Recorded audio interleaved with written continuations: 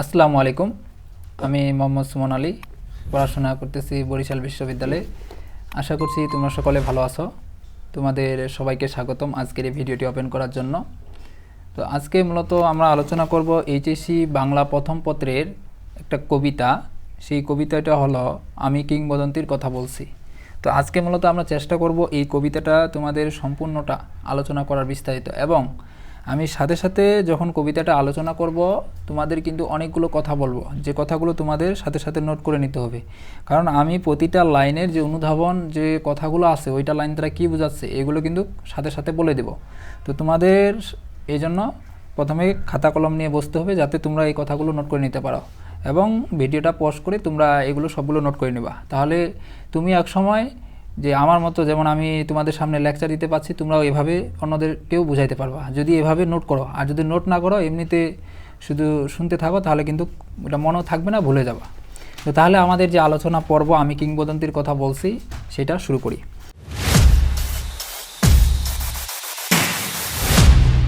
তো কিংবদন্তির কথা বলছি কবিতাটা আলোচনা করার আগে এখানে যে কবি পরিচিতি আমাদের আছে, কবি আছে আবু জাফর ওবায়দুল্লাহ, এই কবি সম্পর্কে একটু ধারণা দিই। তো এই নিয়ে খুব একটা ইম্পর্টেন্ট না আমাদের বাংলার সাহিত্য জগতে, তবে তার সম্পর্কে কিছু তথ্য জানতে হবে। যেমন যেগুলো ইম্পর্টেন্ট শুধু আমি সেগুলো শুধু বলবো, বাকিগুলো জাস্ট তোমরা পড়ে নেবা। তবে যেগুলো ইম্পর্টেন্ট আমি বলতেছি এগুলো তোমরা দাগাই নেবা, এগুলো বেশি গুরুত্ব দিবা। যেমন তার যে 1982 খ্রিস্টাব্দে বাংলাদেশে সরকারের কৃষি ও পানি সম্পদ তিনি মন্ত্রী ছিলেন, এই তথ্যটা। তারপর এরপর 1984-তে তিনি যুক্তরাষ্ট্রে বাংলাদেশের রাষ্ট্রদূত হিসাবে দায়িত্ব পালন করেন। এই যে 1984-তে তিনি যুক্তরাষ্ট্রে বাংলাদেশের যে রাষ্ট্রদূত ছিলেন, এটা কিন্তু কয়েকবার এইটা আসছিল তথ্যটা। তারপর বাংলা সাহিত্যে তার অবস্থানে বিশেষভাবে স্বাতন্ত্র্য চিহ্নিত, এই তথ্যগুলা। আরেকটা আছে যে তার কবিতায় বিষয়ে বিশেষভাবে প্রাধান্য পেয়েছে রাষ্ট্রভাষা আন্দোলন ও মুক্তিযুদ্ধ। যে তথ্যগুলো বললাম, বিশেষ করে এই তথ্যগুলো সবগুলো ভালো করে পড়বা, এবং বাকি যেগুলো তথ্যগুলো আছে এক্সট্রা অতিরিক্ত তথ্যগুলা, সেই অতিরিক্ত তথ্যগুলো তোমরা জাস্ট রিডিং পড়ে নেবা। তো আমরা এখন কবিতার মধ্যে তাহলে আলোচনা করি। তো সর্বপ্রথম আমরা যে হেডলাইন যেটা আছে আমাদের কবিতার, যেটা নাম আছে আমি কিংবদন্তির কথা বলছি, আগে এইটা বুঝি।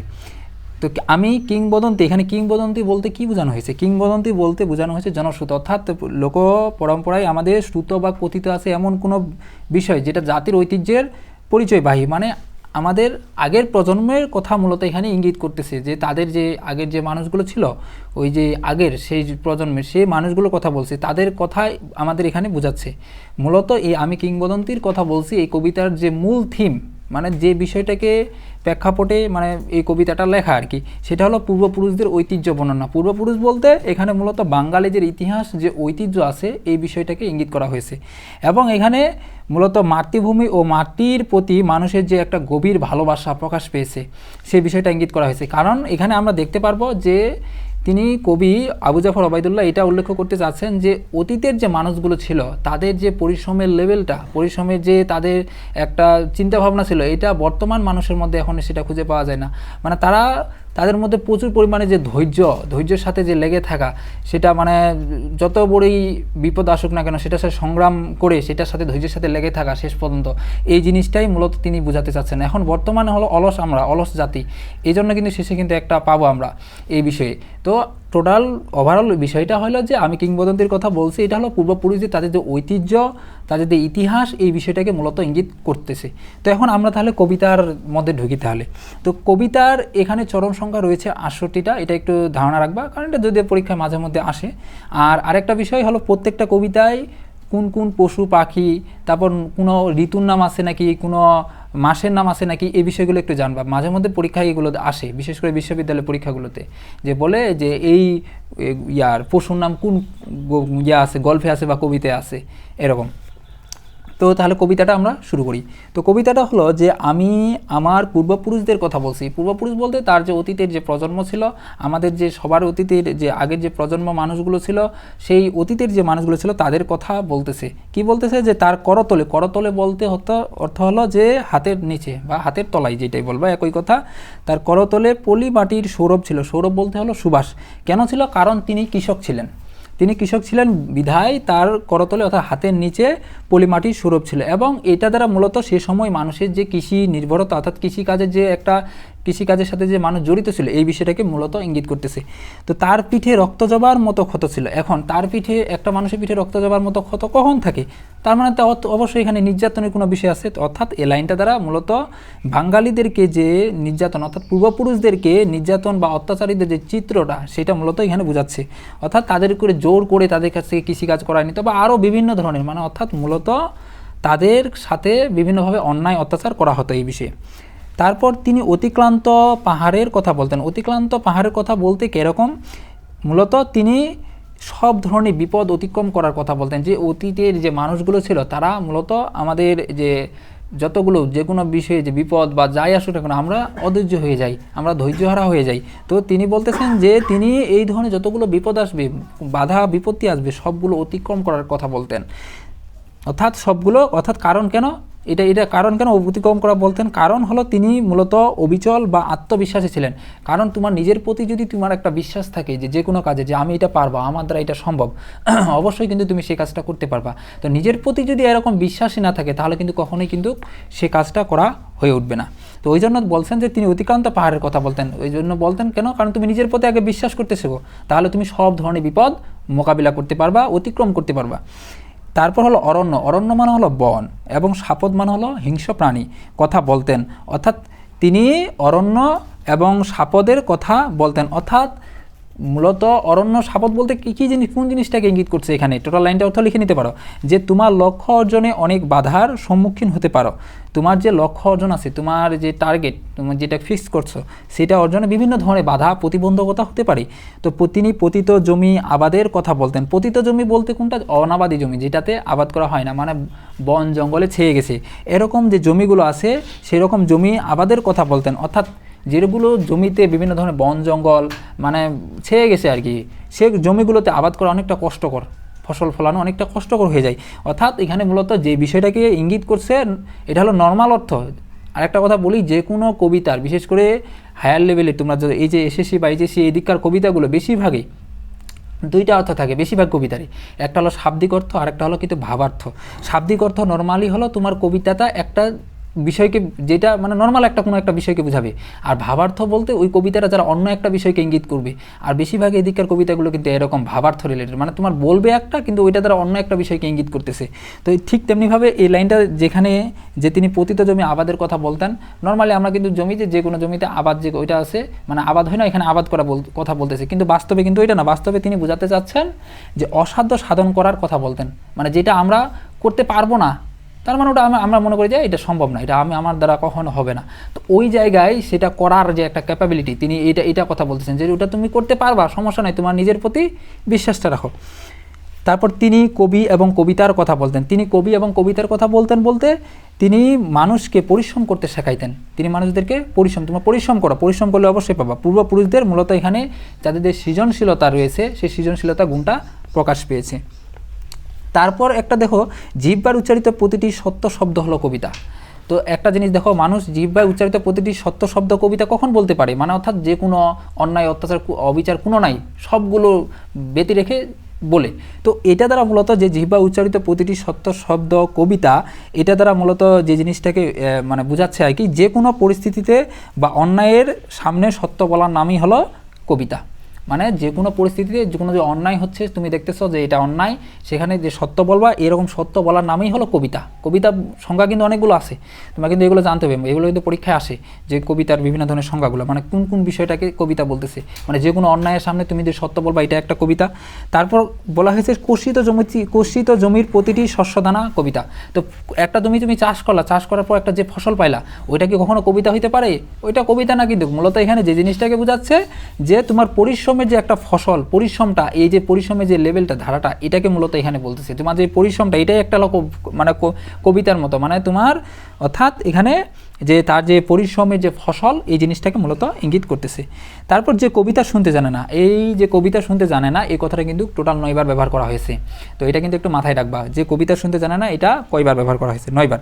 অর্থাৎ যে কবিতা শুনতে জানে না বলতে কি, কবিতা শুনতে জানে না বলতে যে পরিশ্রম করতে জানে না, অর্থাৎ যে সত্য বলতে পারে না।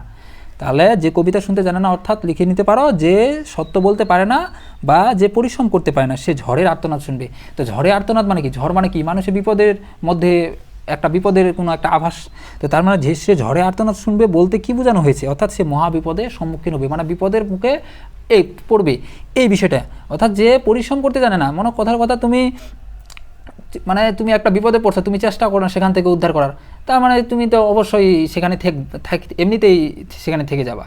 বা তুমি মনে করো কোনো পরিশ্রম করো না, এমনিতে বসে আসো, তার মানে অবশ্যই তোমার জীবনে বিপদ আসবেই, তুমি বিপদের মধ্যে সম্মুখীন হবাই, এটাই স্বাভাবিক। এই কথাটাই বলতেছে।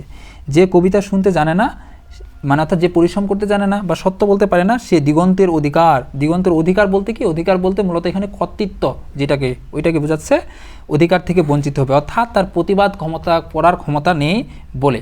কারণ সে তো মনে করো যে পরিশ্রম সত্য বলতে পারে না, কোনো একটা যে মিথ্যা আছে সে মিথ্যাকে সে প্রশ্রয় দেয়, সত্য ওইটা যে সত্য যেটা হবে ওইটা সে মানুষের কাছে বলতে পারে না। তারপর যে রয়েছে, যে কবিতা শুনতে জানে না সে আজন্ম। আজন্ম বলতে চিরকাল। কৃতদাস, কৃতদাস মানে হলো কেনা গোলাম। কৃতদাস অর্থ কি, কেনা গোলাম। মানে আমরা জানি এটা আগে, এটা যদি আগে খুব প্রচলিত ছিল, যে অনেকে দাস ছিল, আগে দাস প্রথা নামে একটা প্রথাই ছিল। এটা আমরা ইতিহাস যখন আলোচনা করব তখন এটা আরও বিস্তারিত আলোচনা করব। দাস প্রথা, এস্টেট প্রথা, আরও বিভিন্ন ধরনের আছে, কিন্তু এগুলো বিস্তারিত তখন আলোচনা করব। তো যে আজন্ম, সে আজন্ম কী থাকবে, কৃতদাস থেকে যাবে, অর্থাৎ সে স্বাধীনতা চেতা তার মধ্যে মনের মধ্যে না জাগার কারণে, সে তার মধ্যে যে একটা স্বাধীনতা চেতনা এটা মনের মধ্যে না থাকার কারণে সে কি করবে, সে আজন্ম যে অন্যজনের কৃতদাস সে থেকে যাবে। আমি উচ্চারিত সত্যের মতো স্বপ্নের কথা বলছি, আমি উচ্চারিত সত্যের মতো স্বপ্নের কথা বলছি বলতে বোঝাচ্ছে মূলত হলো বাস্তবতা প্রেক্ষিতে সে কথা বলছে। কে, এটা কবি, যে আমি উচ্চারিত সত্যের মতো স্বপ্নের কথা বলছি, মানে আমি বাস্তবতার প্রেক্ষিতে কথা বলছি। কি বলছে দেখো, উনুনের আগুনে, উনুন মানে কি, চুলা, উনুনের আগুনে আলোকিত, মানে অর্থাৎ উনুনের আগুনে আলোকিত মানে কি, সব কিছু একবারে এই টোটাল যে লাইনটা আছে, যে উনুনের আগুনে আলোকিত, এটার অর্থ হলো পরিশুদ্ধ জীবন। উনুনের আগুনে আলোকিত একটি উজ্জ্বল জানালা। উজ্জ্বল জানালা বলতে মূলত এখানে মুক্ত জীবনের যে একটা প্রত্যাশা সেটা মূলত বোঝাচ্ছে, উজ্জ্বল জানালার কথা বলছি। অর্থাৎ এই যে টোটাল যে লাইনটা, উনুনের আগুনে আলোকিত একটি উজ্জ্বল জানালার কথা বলছি, এই টোটাল লাইনের অর্থ আমরা বলতে পারি যে আমাদের সকলের আলোকিত জীবনের প্রত্যাশা, বা আমি সকলের আলোকিত জীবনের কথা বলছি, যাতে আমাদের জীবনে সেই আলোকময় জীবন মানে বিষয়টা ফিরে আসে, আমরা যেটা প্রত্যাশা করি এই বিষয়টা। তা আমি আমার মায়ের কথা বলছি। মায়ের বলতে এখানে মূলত মাকে বুঝাই না, মা বলতে মূলত এখানে মায়ের, আমাদের যে মাতৃভূমি আছে এটাকে মূলত বোঝাচ্ছে। আমি আমার মায়ের কথা বলছি, তিনি বলতেন প্রবাহমান নদী। প্রবাহমান বলতে চলমান নদী, যে নদীটা মনে করো পানিতে প্রবাহমান, মানে চলতেছে, পানি আছে আর কি, সে যে সাঁতার জানে না তাকেও ভাসিয়ে রাখে। এই কথাটা অর্থ কেমন, আবার বলতেছে শুনো, যে তিনি বলতেন, মানে অর্থাৎ মাতৃভূমি যে মা আছে তিনি বলতেন প্রবাহমান নদী, চলমান নদী, যে সাঁতার জানে না তাকেও ভাসিয়ে রাখে। কেন, এখন মনে করো তুমি নদীতে নামছো, তুমি সাঁতার জানো না, তাকেও এখানে ভাসিয়ে রাখে। এখানে মূলত এখানে যে তার পরিশ্রমের যে জন্য মূলত তার পরিশ্রমের লেভেলটা, এটাকে মূলত বোঝাচ্ছে। অর্থাৎ কবিতাকে ভালোবাসার জন্য নদীতে জীবনের উৎপত্তি। নর্মালি এই লাইনটা যারা যে জিনিসটাকে ইঙ্গিত করতেছে, তুমি যদি পরিশ্রম করো, মনে করো কথার কথা তুমি নদীতে পড়ে গেলা, তুমি মনে করো সাঁতার জানো না, কথার কথা সাঁতার জানো না, নদীতে তুমি পড়ে গেলা ভুলক্রমে, তো এখন তুমি যদি সেখানে চেষ্টাই না করো যে তুমি সেখান থেকে বেঁচে ফেরার, তাহলে তুমি কি বাঁচবা? তুমি তো এমনিতেই মরে যাবা। তো এখন ওইটাই বলছে যে সাঁতার জানে না তাকেও প্রবাহমান নদী ভাসে রাখে। কাকে ভাসে রাখে? যে সেখান থেকে বাঁচার জন্য চেষ্টা করি, সেই কিন্তু সেখান থেকে বেঁচে ফিরতে পারে। কিন্তু যে চেষ্টাই করে না, অমনিতে হাল ছেড়ে দেখো আমি তো সাঁতার জানি না, আমি চেষ্টা করি কী লাভ, সে তো এমনিতেই মারা গেল। তো ওই জন্য এই কথাটা বলতেছে যে তিনি বলতেন প্রবাহমান নদী, যে চলমান নদী, যে সাঁতার জানে না তাকেও কি করে ভাসিয়ে রাখে। তারপরে এরপর আছে যে কবিতা শুনতে জানে না, অর্থাৎ যে পরিশ্রম করতে জানে না সে নদীতে ভাসতে পারে না। এই যে একটু আগে যে কথাটা বললাম ওই একই কথাটা, যে মানে কবিতা শুনতে জানে না সে নদীতে ভাসতে পারে না, অর্থাৎ যে কোনো বিপদে নিজেকে উত্তরণের চেষ্টা করতে পারে না। যে কবিতা শুনতে জানে না সে মাছের সঙ্গে খেলা করতে পারে না। এই কথার অর্থ কেমন? মাছের সাথে খেলা করা, মাছের সাথে তো কখনো খেলা করা যাবে না। তো এটা দ্বারা মূলত যে জিনিসটাকে বোঝাচ্ছে যে মাছের সাথে খেলা করা মূলত সৃজনশীল কোনো কিছু করা। নর্মালি কিন্তু মাছের সাথে খেলা করা কিন্তু যায় না। এটা দ্বারা মূলত যে জিনিসটাকে এখানে ইঙ্গিত করতেছে সৃজনশীল কিছু করা বা সবাইকে আপন করে না, অর্থাৎ মূলত অসাধ্য সাধন করার যে একটা বিষয়, যেটা মানে সম্ভব নয়, তুমি মনে করতেছো যে এটা তো আমার বাইরে, আমার নাগালের বাইরে, আমি এটা পারবো না। তো এরকম বিষয়গুলো সাধন করা, সেগুলো তোমার আয়ত্তে নিয়ে আসা, এটাই এরকম বিষয়টাকে মূলত এখানে ইঙ্গিত করতেছে। যে কবিতা শুনতে জানে না সে মায়ের কোলে শুয়ে গল্প শুনতে পারে না। তো যে কবিতা শুনতে, মায়ের কোলে শুয়ে গল্প শুনতে পারে না বলতে কি, সে নিরাপদে থাকতে পারে না। মায়ের কোলে শুয়ে থাকা অর্থ কি? নিরাপদে থাকা, মানে যত বিপদ আসুক মা কিন্তু সেটা দেখে নেই, উনি পারলে নিজের জীবন বিলিয়ে দিয়ে ছেলের সন্তানের জন্য মানে নিজের জীবন পর্যন্ত বিসর্জন দেয়। তো এটাই বলছে যে কবিতা শুনতে জানে না সে মায়ের কোলে শুয়ে থাকতে পারে না, অর্থাৎ সে যে পরিশ্রম করতে পারে না সে নিরাপদে থাকতে পারবে না, এটাই স্বাভাবিক। মনে কর তুমি পরিশ্রম করো না, এমনিতে বসে থাকছো, তো তোমার জীবনে কখন বিপদ আসবে, কোন দিক দিয়ে আসবে তুমি কিন্তু নিজেও জানো না। তো যখন তুমি একটা পরিশ্রম করবা, যে কোনো বিষয় জানবা, সবগুলো বিষয় ওভারঅল, তাহলে তুমি কিন্তু যে কোনো বিষয় একটা পরিস্থিতি, খারাপ পরিস্থিতি বা যেটা আসুক না কেন, বিপদ আসুক না কেন, সেটা মোকাবিলা করে সেটা কিন্তু ওভারকাম করতে পারবা, নতুবা কিন্তু তোমার দ্বারা সম্ভব হবে না। অর্থাৎ এখানে মূলত যে সে মায়ের কোলে শুয়ে শুয়ে গল্প শুনতে পায় না, এটা অর্থ আরও লিখে নিতে পারো যে চিন্তা চেতনা না থাকা, এই বিষয়টা। তারপর আমি কিংবদন্তির কথা বলছি, আমি কিংবদন্তির কথা বলছি, এই কথাটা কিন্তু টোটাল 2বার বলা হয়েছে কবিতায়। আমি আমার পূর্বপুরুষদের কথা বলছি, এই লাইনটা টোটাল 3বার বলা হয়েছে। আমি আমার পূর্বপুরুষদের কথা বলছি, অর্থাৎ তাদের যে পরিশ্রমের লেভেলটা, তাদের যে পরিশ্রম তারা যে ছিল, মানে তাদের মাতৃভূমির সাথে যে একটা কঠোর সম্পর্ক ছিল, প্রচুর পরিমাণে ধৈর্যর সাথে তারা লেগেছিল, তাদের এই কথাটা বলতেছে। আমি বিচলিত স্নেহ বলতে কি? স্নেহ বলতে আদর, সোহাগ, ভালোবাসা। বিচলিত বলতে কি? চঞ্চল বা ব্যাকুল। আর বিচলিত স্নেহ, এই টোটাল লাইনটার অর্থ হলো আপনজনের উৎকণ্ঠা বা ভালোবাসা বা শঙ্কা, যেটাই বলবা। বলছে আমি বিচলিত স্নেহের কথা বলছি, এইটা কিন্তু খুবই ইম্পর্টেন্ট, এটা কিন্তু অনেকবার বারবার পরীক্ষায় আসছে যে বিচলিত স্নেহ বলতে কি বুঝাই। তো আমি বিচলিত স্নেহের কথা বলছি বলতে তাহলে আপনজনের উৎকণ্ঠা বা ভালোবাসা যে বিষয়টা রয়েছে এটাকে বলতেছে। যে আমি বিচলিত স্নেহের কথা বলছি, গর্ভবতী বোনের মৃত্যুর কথা বলছি, মানে তাদের অবদান, তারা যে পরিশ্রম করে গেছে, তাদের যে মানে এই পথে যে মৃত্যু হয়ে গেছে পরিশ্রম করতে করতে, তাদের এই অবদানের কথা বলতেছে। যে আমি আমার ভালোবাসার কথা বলছি, ভালোবাসার কথা বলছি বলতে ভালোবাসা ত্যাগ করে যুদ্ধে যাওয়া। এই যে তারা মনে করো যুদ্ধে কেন গেছে? ভালোবাসা ত্যাগ করার ফলে। কিন্তু তারা যদি যুদ্ধে না যাইতো, তারা যদি সেখানে তাদের যে সত্য প্রতিষ্ঠার জন্য না যাইতো, তাহলে কি দেশ স্বাধীন হইতো? দেশ কিন্তু স্বাধীন হইতো না। তো ওইটা বলছে যে আমি আমার ভালোবাসার কথা বলছি, এই যে ভালোবাসা তারা যে ত্যাগ করে সেখানে গেছে সত্যের জন্য, সেটার কথা বলছে। তারপর ভালোবাসা দিলে মা মরে যায়, এটা আবার কেমন কথা? অনেকে বলবে যে ভালোবাসা দিলে মা মরে যায়। তো এখানে মা বলতে মূলত বোঝাচ্ছে হলো দেশ, আমাদের যে মাতৃভূমি দেশ, এই দেশকে বোঝাচ্ছে। অর্থাৎ ভালোবাসা দিলে মা মরে যায় বলতে মূলত পরিবারের ভালোবাসায় যদি তুমি বসে থাকো তাহলে দেশ কিন্তু স্বাধীন হয় না, দেশ অর্থাৎ পরাধীন হয়ে যায়, এটাই বলছে। অর্থাৎ ভালোবাসা দিলে মা মরে যায়, অর্থাৎ তুমি যদি অতিরিক্ত পরিবারের ভালোবাসায় যদি বসে থাকো তাহলে একসময় দেশ কিন্তু পরাধীন হয়ে যাবে। কারণ যেমন আমাদের দেশে দেখো, এখন আমরা কিন্তু ব্রিটিশদের অধীনে ছিলাম, তো এখন যদি আমরা যদি প্রতিবাদ না করতাম আমাদের শর্তের জন্য, আমাদের ন্যায়ের জন্য, তাহলে কি আমরা আজকে তাদের মানে স্বাধীন থাকতে পারতাম না, কিন্তু আমরা কিন্তু তাদের অধীনেই থাকতে হতো। তো এই জিনিসটাই বলছি যে ভালোবাসা দিলে মা মরে যায়, মানে অতিরিক্ত পরিবারের ভালোবাসায় যদি আমরা বসে থাকি তাহলে কিন্তু দেশ পরাধীন হয়ে যায়, দেশ কিন্তু আমরা স্বাধীন করতে পারবো না, স্বাধীন মতো থাকতে পারবো না। তারপর আসে যুদ্ধ আসে ভালোবেসে, অর্থাৎ যুদ্ধ আসে ভালোবেসে বলতে কেমন? আমাদের সচেতন করতে, আমাদের দেশের প্রতি ভালোবাসা জাগাইতে। তা মায়ের ছেলেরা চলে যায় কেন? মূলত দেশের মর্যাদা অক্ষুণ্ণ রাখতে তারা মূলত এক সময় চলে যায়, মানে এই যুদ্ধে সত্যের পথে, রাস্তার পথে চলে যায়। আমি আমার ভাইয়ের কথা বলছি, যে কবিতা শুনতে জানে না সে সন্তানের জন্য মরতে পারে না। সন্তানের জন্য মরা বলতে কি? সর্বত্র বা সব কিছু ত্যাগ করা। কারণ যার সন্তান মারা যায় সেই বুঝে সন্তানের কষ্ট কতটুকু সন্তান মারা গেলে। তো ওইটাই বলছে যে কবিতা শুনতে, অর্থাৎ যে সত্যের জন্য লড়তে পারে না সে সন্তানের জন্য মরতেও পারে না, অর্থাৎ সে সব কিছু ত্যাগ করতে পারে না, সর্বস্ব। তাই এটা এরকম মন মানসিকতা থাকে না। যে কবিতা শুনতে জানে না, অর্থাৎ যে কবিতা শুনতে জানে না, এটার অর্থ কিন্তু দুইভাবে নিতে পারো। এক নম্বর হলো যে সত্য প্রতিষ্ঠা করতে পারে না বা সত্য বলতে পারে না যেটা, আর একটা হলো যে পরিশ্রম করতে পারে না। এই দুইটা কথা প্রায় সিমিলারভাবে এখানে নেওয়া হয়েছে। তারপর যে কবিতা ওটা তো বললাম, যে কবিতা শুনতে জানে না সে ভালোবেসে যুদ্ধে যেতে পারে না, অর্থাৎ কাকে? মূলত দেশকে ভালোবেসে, অর্থাৎ কবিতা ব্যঞ্জনা যে জানা, এই বিষয়টা মূলত এখানে বোঝাচ্ছে। যে কবিতা শুনতে জানে না সে সূর্যকে হৃৎপিণ্ড ধরে রাখতে পারে না। এটা আবার কীরকম? সূর্যকে হৃৎপিণ্ড ধরে রাখা বলতে তার লুকায়িত শক্তি প্রজ্বলন করতে পারে না, তার যে লুকায়িত, তার যে মানে জাগ্রত যে রয়েছে, সেই লুকায়িত যে শক্তি রয়েছে সেটাকে সে জাগ্রত করতে পারতেছে না। আমি কিংবদন্তির কথা বলছি, আমি আমার পূর্বপুরুষদের কথা বলছি। তার পিঠে রক্ত জবার মতো ক্ষত ছিল কারণ তিনি কৃতদাস ছিলেন। অর্থাৎ এখানে মূলত এই যে তাদের উপর যে ইংরেজ বা পাকিস্তানিরা তাদের যে নির্যাতন, এই নির্যাতনের কথা মূলত বলতেছে। তারপর রয়েছে যে কর্ষণ বলতে হলো চাষাবাদ, অর্থাৎ জমি যে চাষ করে শস্যের সম্ভার তাকে সমৃদ্ধ করবে। শস্যের সম্ভার বলতে কি?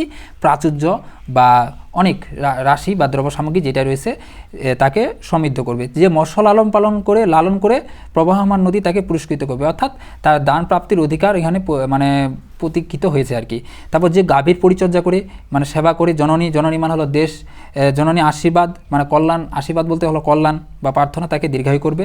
যে লোহখণ্ডকে প্রজ্বলিত করে অর্থাৎ যুদ্ধের প্রস্তুতি নেয়, ইস্পাতের তরবারি তাকে সশস্ত্র করবে, অর্থাৎ ইস্পাতের তরবারি তাকে অন্যায়ের আক্রমণ থেকে রক্ষা করবে।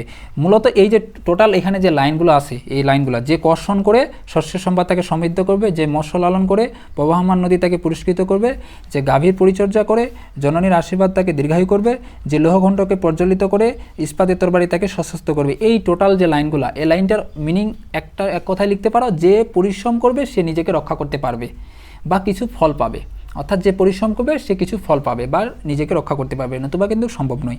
এরপর আমাদের বর্তমান যে প্রজন্ম, এই প্রজন্মের বিষয়ে তিনি কিছু কথা বলছেন দীর্ঘদেহ পুত্রগণ। দীর্ঘদেহ পুত্রগণ বলতে আমাদের যে অলস বাঙালি, বর্তমানে যে প্রজন্ম, আমাদের ভবিষ্যৎ যে প্রজন্ম, এটার কথা বলতেছে।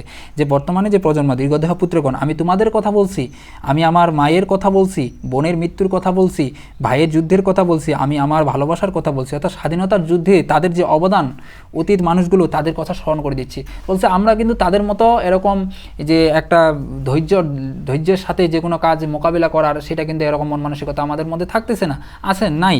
এই বিষয়টাই তিনি মূলত আমাদেরকে ইঙ্গিত করতেছেন যে তাদের যে এরকম এত বাধা বিপত্তি থাকার পরেও তারা ধৈর্যের সাথে তাদের বিপদগুলোকে মোকাবিলা করছে, শেষ পর্যন্ত তারা টিকে থাকছে, তারা কখনো হাল ছাড়ে নাই, তারা মাতৃভূমির সাথে সম্পর্ক রেখেই রাখছে, তাদের যে মাতৃভূমি রয়েছে সেটার সাথে।